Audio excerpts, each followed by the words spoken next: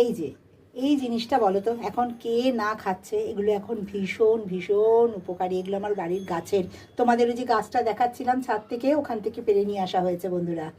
এই যে সজনা ফুল, এই মরশুমে এর উপকারিতাটা অপরিসীম, কি বলো?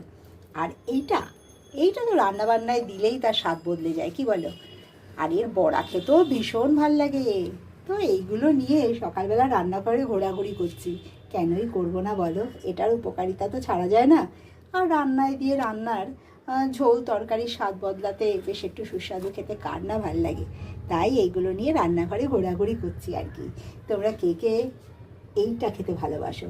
ভালোবাসা ভীষণভাবে অনেকেই হয়তো এটাকে বাসে না, কারণ উপকারী জিনিস কিন্তু সবসময় সুস্বাদু হয় না, আবার কিন্তু খারাপও লাগে না। এটা আলু দিয়ে বেগুন দিয়ে তরকারি করো, ভাজা ভাজা করো, যাই করো, এর উপকারিতা অনেক অনেক অনেক। আচ্ছা, যাদের বাড়িতে গাছ আছে তাদের তো দারুণ ব্যাপার।